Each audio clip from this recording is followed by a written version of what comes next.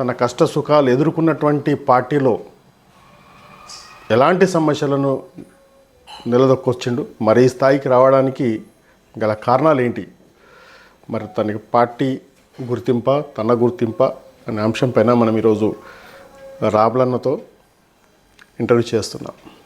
అన్న నమస్కారం.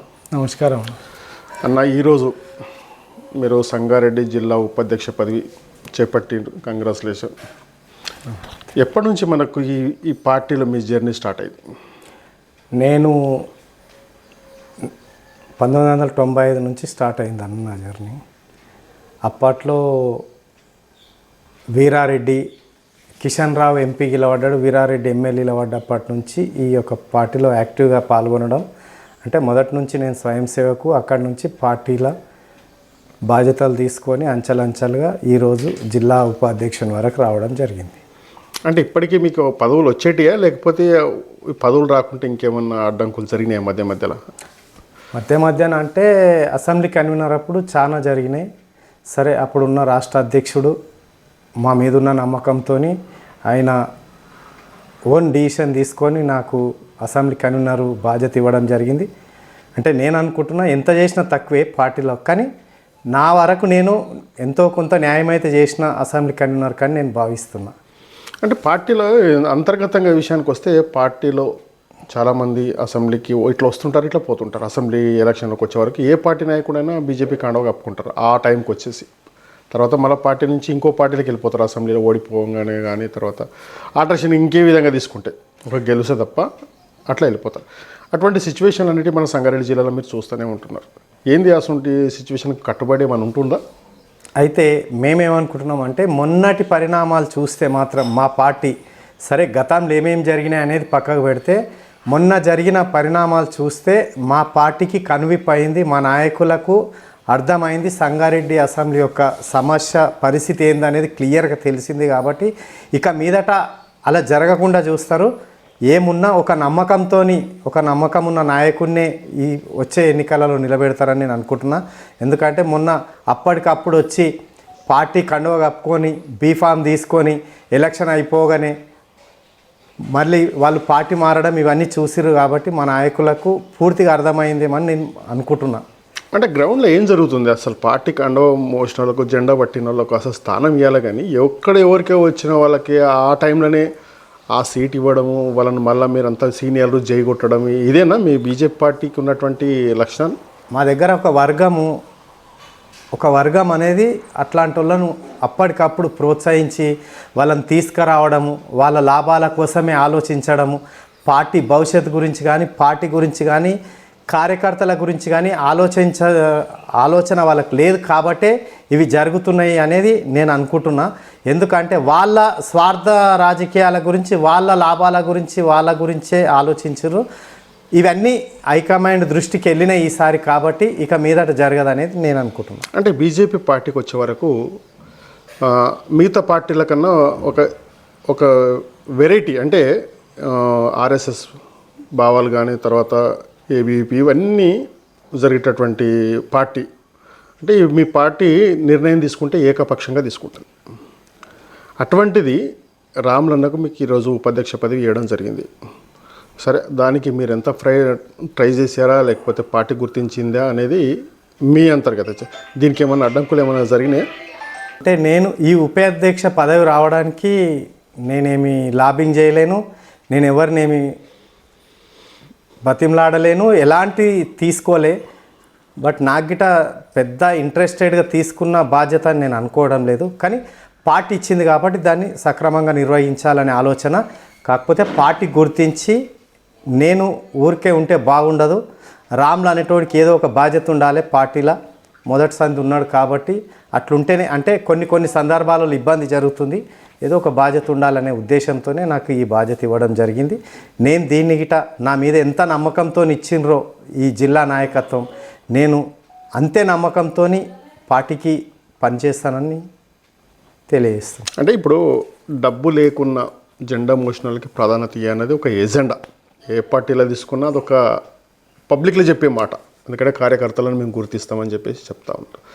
మరి మీరు చాలా సీనియర్ పార్టీలో, మీరు ఇప్పటికే అధ్యక్ష పదవి ఎప్పుడో రావాల్సింది, ఆల్రెడీ మీరు అసెంబ్లీ సీట్ల మీద కూడా కూర్చోవాల్సిన పరిస్థితి. ఇప్పుడు మీకన్నా సీనియర్లు కూడా ఇప్పుడు జూనియర్లు కూడా ఇప్పుడు అధ్యక్ష పదవి సీట్లో ఉన్నారు. వాళ్ళు ఏ పార్టీ ఎక్కడి నుంచి వచ్చారన్నది కూడా మీరు చూస్తూ ఉన్నారు. అంటే బీజేపీలో ఇదొక వ్యవహారం, ఇదొక అంటే పైసా అంటే డబ్బుతోటి కూడుకున్నటువంటి వ్యవస్థగా మారింది. అంటే మిగతా పార్టీల కన్నా బీజేపీ కూడా అదే వ్యవస్థలో నడుస్తుంది. అయితే మీరు అనేది వాస్తవమే, కానీ ఇక్కడ ఉన్న పరిణామాలను బట్టి ఇప్పుడు నడుస్తున్న ఈ ఎలక్షన్ ట్రంట్ను చూస్తే 100% అన్ని పార్టీలను ఢీకొనేటట్టు మా పార్టీ నాయకుడికి ఇటు ఉండాలి, మా పార్టీ అభ్యర్థికి ఇటు ఉండాలి. మా పార్టీ నుంచి మేము కార్యకర్తను నిలబెడితే ప్రజలు ఓట్లేసే పరిస్థితులలో లేరు.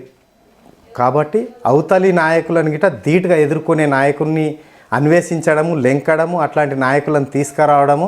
సరే, వారి విఘ్నతకు వదిలేస్తున్నాం మేము. ఎందుకంటే ఒక కౌన్సిలర్ స్థాయి, ఒక మామూలు టౌను బాధ్యతలు, ఒక గ్రామాల బాధ్యతలు ఉన్న వాళ్ళని తీసుకొచ్చి మేము ఒక ఎమ్మెల్యే బీఫామ్ ఇచ్చి నిలబెడుతున్నాం చూడు, దాన్ని వాళ్ళు గుర్తించుకుంటలేరు.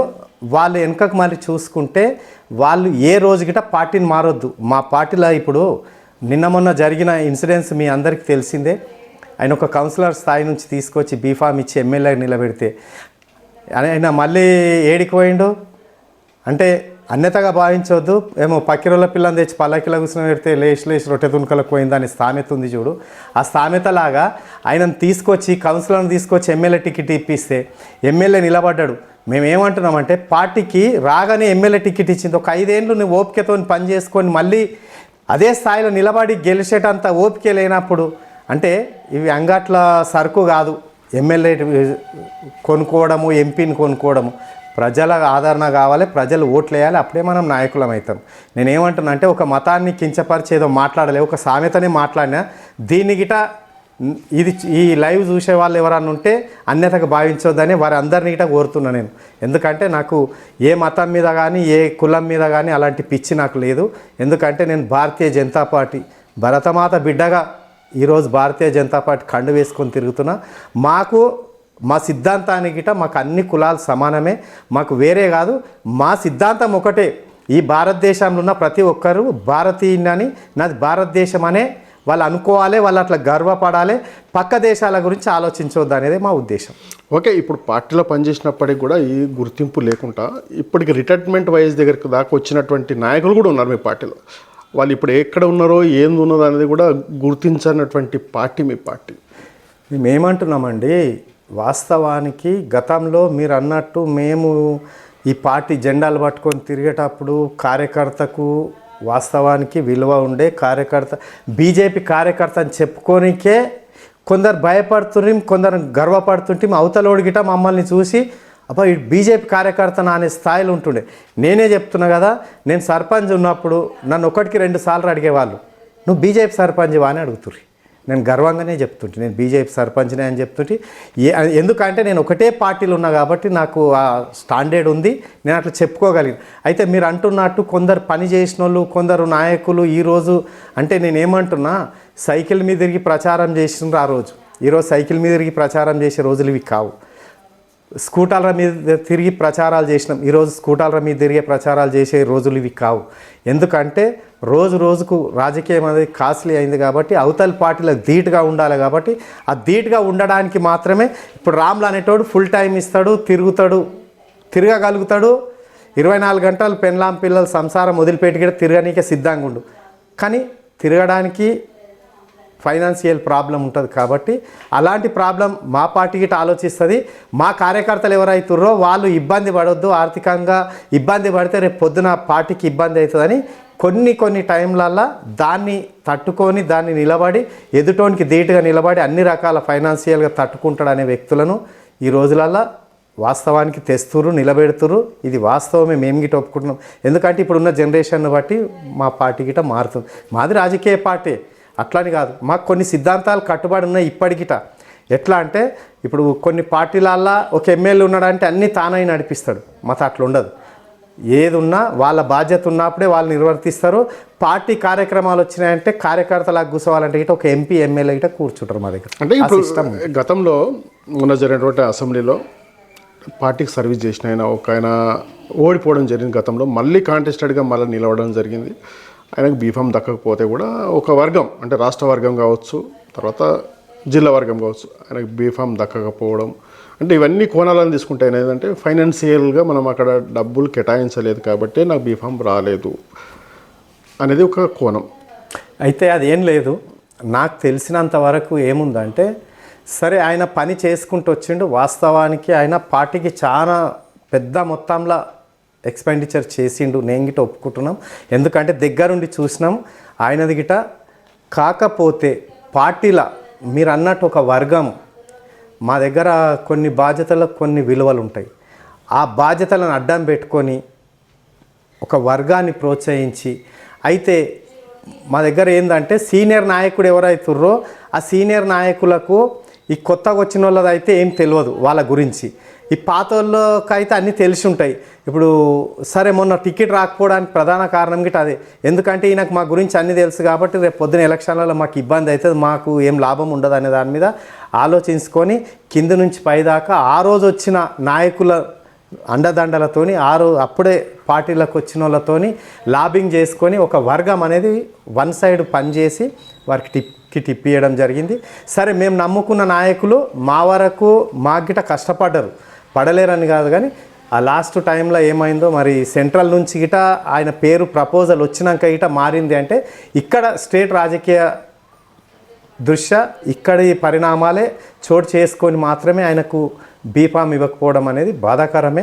అట్లా మరి ముందు ఎవ్వరికి జరగవద్దు అనేది నేను కోరుకుంటున్నాను. ఎందుకంటే ఒక పార్టీని ఒక సిద్ధాంతాన్ని నమ్ముకొని డబ్బులు ఖర్చు పెట్టుకొని సొంత డబ్బులను ఖర్చు పెట్టుకొని వాళ్ళు తిరిగి టైం ఇచ్చి తిరిగి ఇన్ని చేసినాక ఇట అట్లాంటి వాళ్ళకి అన్యాయం చేయడం అయితే తప్పే.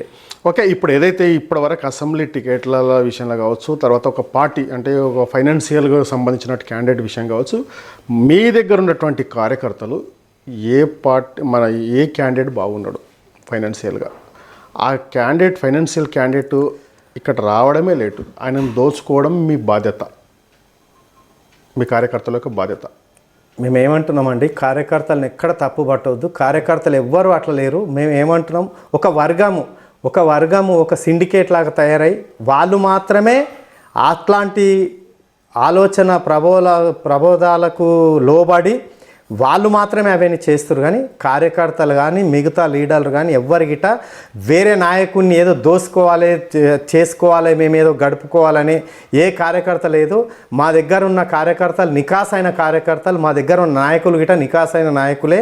ఏం ఆశించకుండా పార్టీ కార్యక్రమాలు చేయడం, మేము టిఫిన్లు కట్టుకొని మా పెట్రోల్ మేము పోసుకొని మా డీజిల్ మేము పోసుకొని 100 కిలోమీటర్లు పోయి మేము పోయి హుజురాబాద్ కానీ మునుగోడు కానీ దుబ్బాక కానీ ఇట్లాంటి స్థలాలలో గిట 10 రోజులు మేము ప్రచారానికి పోయి గిట మా సొంత డబ్బులతో పోయి ఏదో ఎక్కడనో ఆ క్యాండిడేట్కి సంబంధించిన భోజనం పెడితే అక్కడ తిని మేము పనిచేయడము, ఎక్కడ పడితే అక్కడ కాలరల్లా వండుకొని గిట ప్రచారాలు చేసినాం. అంతేగాని ఒక వర్గము మీరు అన్నట్టు నేను కాదని అంటలేను, మాది రాజకీయ పార్టీ కాబట్టి కొందరు అట్లుంటారు కొందరు ఇట్లుంటారు, అట్లాంటి వాళ్ళ వల్ల జరుగుతాయి. అంతేగాని అట్లాని భారతీయ జనతా పార్టీ మొత్తం మీద నిందించొద్దు అనేది నా కోరిక. అంటే ఇప్పుడు అటువంటి ఏదైతే పార్టీ కార్యకర్తలు ఏదైతే వర్గపోరు ఏదైతే ఉందో, ఏదైతే ఫైనాన్షియల్ క్యాండిడేట్ని తీసుకొచ్చి పెట్టి ఇక్కడ ఆయనని గెలిపియకుండా లేకపోతే ఏదో పైసలకు డబ్బు కోసమే ఆయన ఎంట పనిచేసి కార్యకర్తలు చెక్ పెట్టే దిశగా పనిచేస్తారంటారా మీరు? 100% అంతే. ఇక ఆ వర్గము పనే అది, ఆ వర్గం అట్లనే చేసింది క్లియర్గా అందరికీ, మీకు అందరికీ తెలిసిందే. నా నోటి నుంచి చెప్పేయాలనే ఆలోచన మీద తప్పితే వేరే ఏం లేదు. మీకు తెలుసు మాకు తెలుసు అట్లా జరిగింది. ఇది ఒక వర్గము పాపం ఆయన వచ్చిండు ఖర్చు పెట్టుకుండు, పార్టీ సాయం చేసిందా ఏం చేసిందా అనేది తర్వాత విషయం. కాకపోతే ఆయనకు ఇబ్బంది జరిగింది అని కొందరు ద్వారా గిట మాకు గిట తెలిసింది, తెలియలేదని కాదు, నన్ను బాగా ఇబ్బంది పెట్టారు అందుకే అందులో ఉండలేక బయటకు వచ్చేసినాను గిట చెప్పుకుంటుండే ఆయన ఈ మధ్య. కానీ అది కరెక్ట్ కాదు. ఎందుకంటే నువ్వేం చేసినప్పటికీ ఏదైనప్పటికీ మా పార్టీ నిన్ను ఆదరించి నీకు బీఫామ్ ఇచ్చింది, నువ్వు అట్లాగే ఉండి నీకు టికెట్ ఇచ్చినందుకు మా పార్టీ బాధ్యత గిట నువ్వు నిర్వర్తించేది ఉంటే బాగుండేదేమో, ఇంకా అంతకన్నా పై పోస్టులు వస్తున్నాయేమో అనేది నా కోరిక. ఓకే, రామ్లన్న సీనియర్ బీజేపీ రామ్లన్న అంటే చాలామంది గుర్తుపడతారు. అంత ఐడెంటిఫై ఉన్నటువంటి వ్యక్తి ఎందుకు అసెంబ్లీ బీఫామ్ అందుకోలేకపోయింది? అంటే మీరు ఇంతకుముందు అన్నారు చూడు, డబ్బు. ఇప్పుడు రాజకీయం అంతా డబ్బుతో కూడుకుంది కాబట్టి ఆ స్థాయి నా దగ్గర లేదు. నేను గిట్ట అంత ఆలోచన నాకు గిట్ట లేదు. ఎందుకు లేదు అంటే నాకు బీఫామ్ పార్టీ ఇచ్చినా నేను దాన్ని సమర్థవంతంగా ఎదుటి నాయకులను ఎదుర్కొంటానే కెపాసిటీ ఫైనాన్షియల్గా నేను లేను కాబట్టి నాకు గిట అంత ఆలోచన ఏం లేదు. కాకపోతే నా పార్టీ వరకు నేను 2 సార్లు సర్పంచ్ గెలిచిన, నా ఊర్లో ఎంపీటీసీలు గెలిపించుకుంటున్నాం. జెడ్పీటీసీ అవకాశం గిట నాకు ఇచ్చింది. మంచి తెలంగాణ వేళ గిట నాకు ఈ యొక్క మా మండల ఓటర్స్ అందరూ నన్ను ఆదరించారు. నాకు ఒక 10,000 ఓట్లు గిట వేసిరు. ఇక్కడ ఫస్ట్ టైం అనుకుంటా బీజేపీకి 10,000 ఓట్లు పడడం. దాన్ని నేను గిట వాళ్ళకు రుణపడి ఉంటా. ఒకవేళ మా పార్టీ అవకాశం ఇచ్చి నేను మున్ముందు గిట ఏదన్నా మంచి అవకాశం నాకు వస్తే వాళ్ళందరూ రుణం తీర్చుకునే ఆలోచన గిట చేస్తా. ఖచ్చితంగా వాళ్ళకి సేవ చేసే భాగ్యం నాకు కలగాలనే భగవంతుని కోరుతున్నాను. ఓకే, మీరు ఏదైతే పార్టీలో ఫుల్ టైం వర్క్ చేసినప్పటికీ పదవులను ఆశించకుండా మీరు పనిచేశారు. మరి పార్లమెంటు చూశారు, రకరకాల అసెంబ్లీలు చూశారు. అంటే మీకు ఎప్పుడైనా పార్టీ మీద ఇబ్బంది వర్గాలు ఏమన్నా వర్గపోరు అటువంటి మీకు పెట్టినటువంటి ఇబ్బందులు, తర్వాత ఈ జెండా నేను ఎందుకు మోయాలి, ఎన్ని రోజులు మోయాలని ఎప్పుడన్నా అనిపించిందా? అంటే వర్గపోరుల వాస్తవానికి నేను చాలా కుంగిపోయినా, చాలా రకాల ఆలోచించిన. కానీ నాకెందుకో ఏందంటే ఈ జెండా వదలాలి, ఈ కండువను తీసేయాలి మెడలకి అనే ఆలోచన రాలేదు కాబట్టి ఉండగలిగిన. అయితే ఏం జరిగినా ఎప్పుడు ఒకేలాగా ఉండదని ఆలోచన చేసుకొని ముందుకు పోతున్నా. వాస్తవానికి మీరు అన్నట్టు వర్గపోరు చాలా జరిగింది. నా మీద చాలా రకాల ఇబ్బందులు పెట్టిర్రు. నేను బయటికి పోతాడు అనే ప్రచారాలు గిట వాళ్ళే చేయడం అన్నీ చేసిర్రు. కానీ నేను ఊరికని మొదలు పెడితే జిల్లా నాయకత్వం వరకు గిట నా మీద చాలాసార్లు ఆ దండయాత్ర చేసిర్రు. కానీ నేను అన్నిటికీ తట్టుకొని ఇదే పార్టీలు ఉన్నా. ఎందుకు అంటే నేను ఒకే సిద్ధాంతాన్ని నమ్ముకున్నా కాబట్టి, నేను ఈ పార్టీలు ఉండడమే నా అదృష్టంగా భావిస్తున్నా కాబట్టి నేను ఈ పార్టీని వదిలే ఆలోచనలో లేను. ఎన్ని రకాల నాకు ఎంత సన్నిహితులు ఉన్నా, ఎట్లాంటి వాళ్ళు ఉన్నా, వాళ్ళు ఎన్ని రకాల ప్రభోల పెట్టినా, ఏది పెట్టినా నాకు వాస్తవానికి మొన్న అసెంబ్లీ ఎన్నికలప్పుడు చాలా మంది అడిగిర్రు, చాలా రకాలు నాకు ఆశలు గిట చెప్పిర్రు. కానీ ఒకటే నేను ఆలోచించింది ఏంటంటే ఈ పార్టీలు ఉన్నా కానీ నేను అవన్నీ సమకూర్చుకోగలుగుతానే ఒక ధైర్యం ఉన్నది నాకు. కాబట్టి పార్టీ మీద నమ్మకం ఉంది, విశ్వాసం ఉంది. అధినాయకత్వం మీద నమ్మకంతోనే పనిచేస్తున్నాం. ఎందుకంటే ఈరోజు ఈ భారతదేశానికి భారతీయ జనతా పార్టీ అవసరము అనేది ఏ విధంగా ఉందో అందరికీ తెలుసు. దానికి అనుకూలంగా అదే పార్టీలు ఉన్నందుకు నేను గర్విస్తున్నాను, అంతే. ఓకే, గతం జరిగినటువంటి అసెంబ్లీ ఎలక్షన్స్లో రాములన్న మౌనంగా కూర్చున్నాడు. కొంత ఓట్ బ్యాంక్ ఇంకా పెరిగేది ఉండే కానీ పెరగలేదు. మరి బీజేపీ పార్టీకి తన వంతు కృషి చేసిన తప్ప ఫుల్ సపోర్ట్ అనేది చేయలేదనే ఒక ఆరోపణ. అది నేను 100% నేను గిట్ట ఒప్పుకుంటా. కాకపోతే అక్కడ ఏమైందంటే నేను ఒక క్యాండిడేట్కు టికెట్ రావాలని ఆశపడ్డా, భంగపడ్డా కాబట్టి నేను సైలెంట్ ఉన్నా. అదే సమయంలో అదను ఏదో సమయం చూసి అన్నట్టు ఒక వర్గం ఏమైందంటే నా మీద ఫోర్స్ చేసి నిలబడ్డ నాయకుడిని గిట్ట నా దగ్గరికి రానివ్వకుండా, నన్ను ఇన్వాల్వ్మెంట్ చేయనీయకుండా, ఎందుకంటే నన్ను ఇన్వాల్వ్మెంట్ చేస్తే వాళ్ళకి ఇబ్బంది జరుగుతుందనే ఒక ఉద్దేశంతో నన్ను ఇన్వాల్వ్మెంట్ కానియలేరు. పాపం ఆ క్యాండిడేట్ గిట్ట నా దగ్గరికి ఒక 2-3 సార్లు రావడం జరిగింది. నాకు కలిసిండు. ఆయన చెప్పే బాధలు ఆయన చెప్పుకున్నాడు నాతోని. వాస్తవానికి ఇప్పుడు మీ మీడియా ముందట పెట్టడం కరెక్ట్ కాదు, కానీ మస్తు బాధపడ్డాడు. నేను గిట ఎక్కడ గిట నేను ఈ రోజు గిట చెప్తున్నా, ఈవెన్ మొన్న జరిగిన ఎమ్మెల్యే ఎలక్షన్లే కాదు, నేను ఈ కండు వేసుకున్న రోజు మొదటి నుంచి ఈ రోజు వరకు నేను ఏ రోజు వేరే పార్టీ గుర్తుకు చెప్పడం కానీ, వేరే పార్టీకి ఓటు వేయడం కానీ జరగలేదు. ఇక భవిష్యత్తులో గిట అట్లా జరగదు. కాకపోతే నేను సైలెంట్ ఉండడానికి ప్రధాన కారణం నాకు ఆపోజిట్ వర్గమే. ఓకే, ఇప్పుడు మిగతా పార్టీలు మన సంగారెడ్డి జిల్లాలో ప్రతి పార్టీ నుంచి ఎమ్మెల్యేలు కొనసాగించారు. ఏ పార్టీ అయినా కావచ్చు, మీ బీజేపీ పార్టీ తప్ప ఏ అసెంబ్లీ సీటు మీద కూడా కాంటెస్ట్ చేసినప్పటికీ కూడా గెలవలేని పరిస్థితులు. అంటే ఇదంతా వర్గపోరు కిందనేనా మీ బీజేపీ పార్టీ పనిచేసేది? మేము గతంలో ఎమ్మెల్యే గెలిచినాం. ఇక్కడ సత్యాన్న ఎమ్మెల్యే గెలిచిండు, కూటమిలో గెలిచారు. ఎమ్మెల్యే గెలిచిండు. నరేంద్రభాయ్ సాబు ఎంపీ గెలిచిండు. ఇప్పుడు రఘునందన్ రావు ఎంపీ గెలిచిండు. అట్లాని కాదు. కాకపోతే ఇక్కడ ఏముందంటే మీరు గమనించాల్సింది ఒకటే, ఇక్కడ మైనార్టీ ఓట్ బ్యాంక్ ఎక్కువ ఉంది ఒకటి, క్రిస్టియన్ కమ్యూనిటీ ఎక్కువ ఉంది. ఈ రెండుతోని ఇబ్బంది ఒకటి, మత వర్గపోరు ఒకటి. దీంట్లోనే ఏమవుతుందంటే ఒక నాయకుడు అనేటోడు వీళ్ళందరినీ కలుపుకొని అందరినీ సమర్థవంతంగా ఒకటి చేసి ముందుకు నడిపించే నాయకుడు అనేటోడు మా దగ్గర లేడు ప్రజెంట్. వాస్తవానికి ఒప్పుకుంటున్నాం. ఎట్లా అంటే గతంలో సత్యాన్ని ఉన్నంత వరకు ఒక నాయకుడు అనేది ఉండే ఈ అసెంబ్లీ మీద. ఎవరంటే సత్యాన్న అన్నట్టు ఉంటుండే. ఆయన కూడా బీజేపీ సత్యాన్ని ముద్ర వేసుకున్నాడు. బీజేపీ సత్యాన్నని ముద్ర వేసుకుంటూ వాస్తవానికి సరే ఆయన కొన్ని అనివార్య కారణాలు ఇప్పుడు మీరు చెప్పినట్టు ఆయన బయటికి పోగలిగిండు, మేము పోలేము, అంతే తేడా.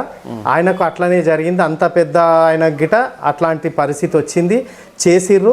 మా దగ్గర కొందరు మూర్ఖులు ఉన్నారు, వాళ్ళ వల్ల ఆయన గిట ఆయన ద్వారా పదవులు పొందినోడు గిట ఆయనను అట్లా కించపరిచిర్రు. ఆయన తట్టుకోలేక ఆయనను ఎక్కడ గిట ఆయన ప్రియారిటీ తగ్గేసరికి అవసరమా అనుకొని ఆయన తప్పని పరిస్థితులలోనే కానీ ఆయన మనస్ఫూర్తిగా పార్టీ మారలేడు. ఈ రోజు గిట మనం ఎక్కడ కలిసినా మన పార్టీ అనే సంబోధిస్తుంటాడు. ఆయన వేరే పార్టీలు ఉన్నా బీజేపీ మన పార్టీ అని సంబోధిస్తాడు. ఆయనకి ఇంకా అంత అభిమానము అంత ఉన్నది. కానీ కాకపోతే ఇక్కడ ఒక వర్గం అనేది మీరు అన్నట్టు మరి అవతలతోని కుమ్ముక్కై వాస్తవానికి మాతున్న కొందరు పెద్ద నాయకులు అవతలి అసెంబ్లీలలో నిలబడ్డ క్యాండిడేట్లతో మాట్లాడి మంచిగుండి ఇక్కడ వచ్చేసరికి ఈ నాయకుని ఎంబడి తిరిగి అక్కడనేమో తిరగకుండా ఇప్పుడు మొన్న గిట చూసిర్రు మీరు. ఓపెన్గా చెప్పాలంటే మా మాజీ జిల్లా అధ్యక్షుడు ఉన్నాడు, చెప్పొద్దు అనుకున్నా అని చెప్తున్నా. మొన్న ఎంపీ ఎలక్షన్లో ఎక్కడ గిట కనిపించలేడు, కానీ ఢిల్లీలో పోయి కలిసిండు గెలిచినాక.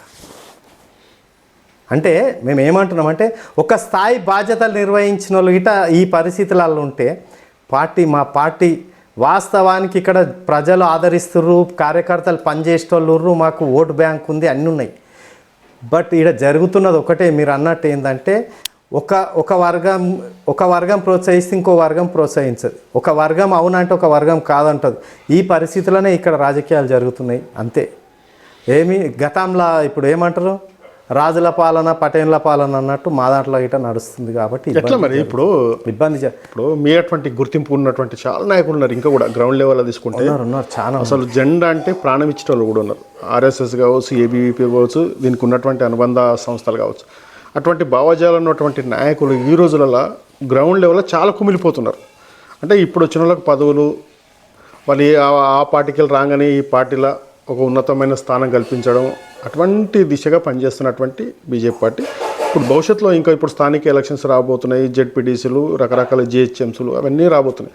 ఇటువంటికి నిర్మూలించాలంటే ఒక మంచి నాయకుడు కావాలి. అటువంటి నాయకత్వం మన దగ్గర ఇప్పుడు నడుస్తుందా? అంటే నేను ఏమనుకుంటున్నా అంటే ఇప్పుడు ప్రజెంట్లో అయితే పర్వాలేదు, ఒక సిస్టమ్తోనైతే ఇప్పుడు స్టార్ట్ అయింది. ఇది ఇట్టనే కొనసాగాలి, వాళ్ళు అట్లనే టైం ఇచ్చి పనిచేయాలనే కోరుతున్న వాళ్ళని గిట ఇప్పుడున్న నాయకత్వాన్ని.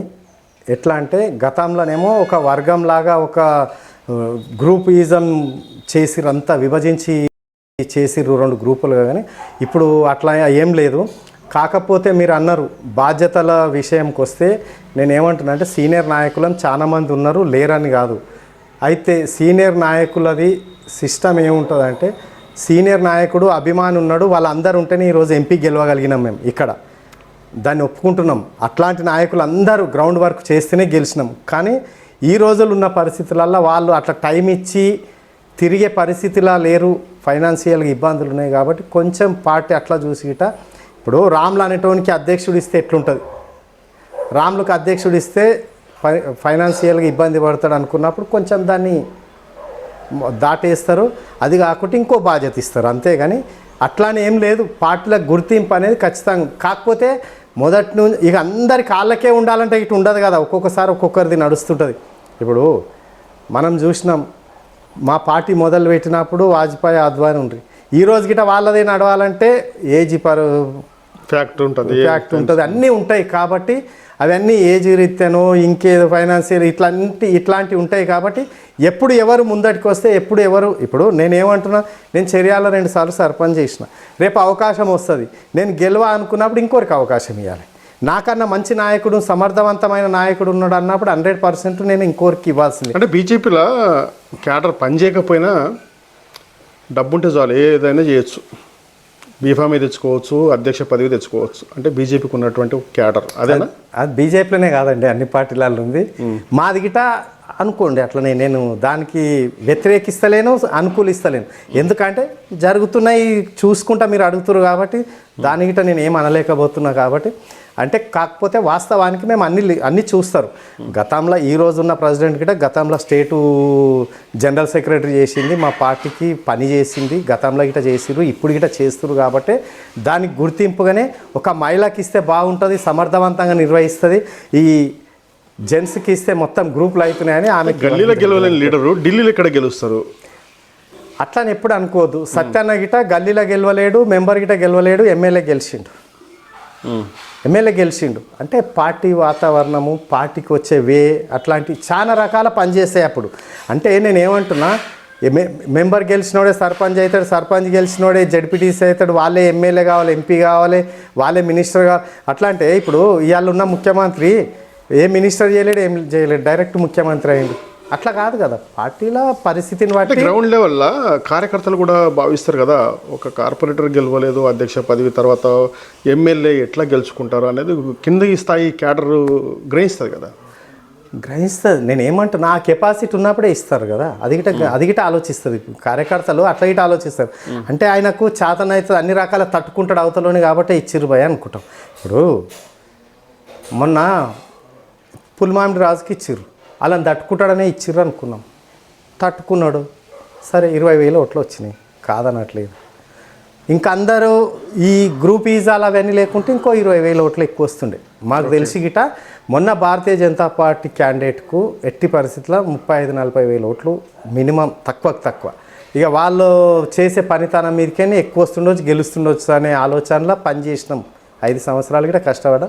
తీరా లాస్ట్కి వస్తే మీరు చూసిరు పరిణామాలు అట్లా జరిగాయి. ఇప్పుడు మళ్ళీ అసెంబ్లీ వస్తే మళ్ళీ ఏ పార్టీ నుంచి తీసుకొచ్చి పెడతారు? మళ్ళీ అయితే ఇప్పుడు ఏ పార్టీ నుంచే ఎన్నుకుంటారు, లేకపోతే ఇంకా అదర్ పార్టీ నుంచి రావచ్చా? నేను ఏమంటున్నా, గతంలో ఇప్పటిదాకా జరిగినాయి పార్టీకి తెలివై, కానీ మొన్న జరిగిన అసెంబ్లీ ఎన్నికలప్పటి బీఫామ్ విషయంలో క్లియర్గా నాయకత్వానికి, అధిష్టానానికి క్లియర్గా తెలిసిపోయింది.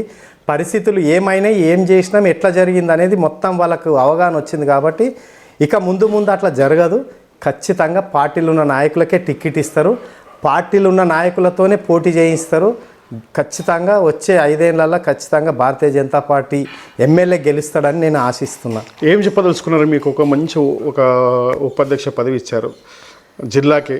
ఇప్పుడు ప్రతి కాన్స్టిట్యున్సీల కార్యకర్త ఉవ్వెత్తు అని రేపు సంసిద్ధంగా ఉండాలి. ఎలక్షన్స్, బాడీ ఎలక్షన్ కావచ్చు, లేకపోతే మున్సిపాలిటీ ఎలక్షన్లు కావచ్చు, అన్ని చోట్ల చురుకైన కార్యకర్తలు ఉన్నారా? అయితే నేను ఏమంటున్నా అండి, మీరు అన్నారు కదా నా బాధ్యత గురించి చెప్తున్నా. నేను చెర్యాల నా సొంత గ్రామంలో జనరల్ సెక్రటరీకి మొదలు పెడితే మండల ప్రెసిడెంట్లు అన్ని వివిధ బాధ్యతలు నిర్వహించిన, జిల్లా జనరల్ సెక్రటరీ చేసిన, నేను అసెంబ్లీ కన్వీనర్ చేసిన, అన్నీ చేసిన, ఈరోజు జిల్లా ఉపాధ్యక్షుడు ఉన్నా. నేను ఏమంటున్నా అంటే ప్రతి ఊర్లో మా కమిటీలు ఉన్నాయి. వేరే పార్టీలకు తెలియని విషయం ఏంటి అంటే భారతీయ జనతా పార్టీకి బూత్ లెవెల్ ప్రెసిడెంట్ కాడికి అని పనిచేస్తుండు. బూత్ లెవెల్ ప్రెసిడెంట్ గిట మాకున్నాడు. అయితే కొన్ని మీరు అన్నట్టు ఇప్పుడు బూత్ లెవెల్ ప్రెసిడెంట్కే నువ్వు సర్పంచ్లో పెట్టాలి, ఎంపీటీసీలో పెట్టాలని ఉండదు కదా. అయితే ఆర్గనైజింగ్ దృష్టిలో మా వర్క్ క్లియర్గా కింది నుంచి పైదాకా కరెక్టే నడుస్తూ ఉంది. కాకపోతే కొన్ని సమయాలలో కొన్ని పరిస్థితులను బట్టి కొందరు సైలెంట్ అవుతుండొచ్చు, కొందరు చేస్తుండొచ్చు. అవి అన్నిటిని ఇప్పుడు ఫుల్ఫిలప్ చేస్తాము. ఖచ్చితంగా రాబోయే లోకల్ బాడీస్ ఎన్నికలల్లో మా భారతీయ జనతా పార్టీ తరఫున వార్డు మెంబర్లు, సర్పంచులు, ఎంపీటీసీలు, జెడ్పీటీసీ, ప్రతి ఒక్కటి లోకల్ బాడీస్లో కౌన్సిలర్లు, ప్రతి ఒక్క పోస్టుకు ఖచ్చితంగా మా వాళ్ళు పోటీ పడతారు. ఖచ్చితంగా గెలవాలి అనే ఆలోచన నడుస్తుంది. ఆ వైపునే మా కార్యాచరణ గిట మొదలుపెట్టినాం. ప్రతి ఊర్లో కమిటీలు ఉన్నాయి. ఎక్కడన్నా డిస్టర్బ్ అయితే గిట అవన్నీ క్లియర్ చేసుకొని మీకు లోకల్ బాడీస్ ఎన్నికల కల్లా అందరినీ సిద్ధం చేయాలనేది మా అధ్యక్షురాలి కోరిక. ఆ వైపునే కార్యక్రమాలు నడుస్తుంది. మొన్నటిదాకా పార్లమెంట్ ఎలక్షన్లో నరేంద్ర మోడీ గారి చరిష్మా మీదనే మనకి ఇక్కడ గెలవడం జరిగింది. అంటే గ్రౌండ్ లెవెల్కి వచ్చే వరకే పార్టీ పరిస్థితి ఏ విధంగా ఉండబోతుంది? అయితే మేమేమంటున్నామండి, గతంకు ఇప్పటికీ డిఫరెన్స్ ఉంటుంది మాది గిట. ఎందుకు ఉంటుంది అంటే మీరు అన్నట్టు సరే పార్లమెంట్ ఎన్నికలు కాబట్టి మోడీ గ్రాఫ్ మీద గెలిచినాము. వాస్తవానికి ఆయన పుణ్యంతోనే ఈ 8 మంది ఎంపీలు గిట గెలిచిరు అంటున్నాను నేను గిట. అయితే లోకల్ బాడీస్కి వచ్చేసరికి మాకు గిట ఒక స్టాండర్డ్ వచ్చింది. ఇప్పుడు ఎట్లా అంటే బీజేపీ వాళ్ళు ఎంపీ ఉంటాడు, మాకు టీఆర్ఎస్లకు ఎమ్మెల్యే ఉన్నాడు, కాంగ్రెస్లో గవర్నమెంట్ ఉంది. అంటే ముగ్గురం గిటి ఇక్కడ సమానమే అయినాం ఇప్పుడు. ఎందుకంటే అందరికీ ప్రాతినిధ్యం వహించడానికి ఒక ఆలోచనతోని ఒక ధైర్యం, మళ్ళీ చూసుకుంటే మాకు ఎంపీ ఉన్నాడు అనేది ఒక ధైర్యం ఉంది, చెప్పుకోవడానికి గిట ధైర్యం ఉంది. వాళ్ళు గిట నిలబడి గ్రామాలలో నిలబడితే గ్రామ అభివృద్ధి గురించి ఫండ్ తేవాలంటే మా పార్లమెంటు మెంబర్ ఉన్నాడు కాబట్టి ఈసారి మేము ఖచ్చితంగా మమ్మల్ని గెలిపిస్తే మేము గ్రామం అభివృద్ధి చేస్తామని చెప్పుకోవడానికి మాకు గిట అవకాశం ఉంది. ఇంకోటి, మేము గెలిస్తే వాస్తవానికి గిట చెప్తున్నాం కదా, అందరిది వేరు, నేను ఎవరిని వేరే ఉద్దేశంతో మాట్లాడట్లేదు. కానీ మాకు ఒక ఆలోచన ఏముంటుందంటే, గెలిచినాము, ఈ బాధ్యత నాకు ఈ గ్రామం ఇచ్చింది కాబట్టి ఎంతో కొంత నేను దానికి న్యాయం చేయాలనే ఆలోచనలతోనే పనిచేస్తాం. కాబట్టి ఖచ్చితంగా ఈసారి మెజార్టీ ఎంపీటీసీలు గెలుస్తాం, సర్పంచులు గెలుస్తాం, ఖచ్చితంగా ఎంపీపీలు అవుతారు మా వాళ్ళు, జెడ్పీటీసీలు గిట ఖాతా తెరుస్తామని చెప్తున్నా, మీకు గంట పదంగా చెప్తున్నా. ఇక్కడ ఖచ్చితంగా జెడ్పీటీసీ ఖాతా గిట ఈసారి తెరుస్తాం. అట్లా ఏం లేదు, లోకల్ బాడీస్లలో ఖచ్చితంగా అన్ని పార్టీలకు ధీటుగా కొట్లాడతాం, అన్ని పార్టీల కన్నా ఎక్కువ గెలుస్తామనే నమ్మకం నాకు ఉంది. ఎందుకంటే ఒక పట్టుదల ఉన్న కార్యకర్తలు మా పార్టీలు ఉన్నారు కాబట్టి అది సాధ్యమవుతుంది మాకు అని చెప్తున్నాను. అంటే ఇప్పుడు కార్యకర్తలతో కూడా ఒక జోస్ వచ్చింది మీకు. ఒక ఉపాధ్యక్ష పదవి ఇచ్చినప్పటి నుంచి కూడా ఏ కార్యకర్తను, మీ బీజేపీ కార్యకర్తను కదిలిస్తే కొంచెం మేలుకొచ్చారు. ఎందుకంటే ఒక ధైర్యం అనేది వచ్చింది, అరే రాములన్న కదా అనేది ఒక ఊపు అనేది వచ్చింది. అంటే ఆ ఊపు ప్రతి ఎలక్షన్స్కి అది ఉండబోతుందా? అది ఖచ్చితంగా ఉంటుంది. నేను గిట వారి అందరి అభిమానానికి నేను గిట వాళ్ళందరికీ శిరస్సు వంచి నమస్కరిస్తున్నాను. ఎందుకంటే నా మీద అంత ప్రేమ ఆప్యాయత ఉన్నది కాబట్టి వాళ్ళ ప్రేమలు గిట వమ్ము చేయకుండా, మా శక్తి వంచన లేకుండా మేము గిట గ్రామాలలో తిరిగి వాళ్ళందరికీ అండగా ఉంటాము, ఖచ్చితంగా ఉంటాము. ఇప్పటికి గిట ఎక్కడన్నా ఏదన్నా ఉంటే మా దృష్టికి వస్తే నేను ఖచ్చితంగా పోతుంటా అప్పుడప్పుడు. కాబట్టి ఇక ముందట గిట ఖచ్చితంగా వాళ్ళకి అండదండ ఉంటాం, వాళ్ళకు ఒక ధైర్యం అనేది చూపిస్తాం మేము. కాబట్టి ఖచ్చితంగా ఈ సంగారెడ్డి నియోజకవర్గంలో మాత్రం ఖచ్చితంగా మెజార్టీ సర్పంచులు, ఎంపీటీసీలు గెలుస్తాం గతం కన్నా ఇప్పుడు. Okay, right.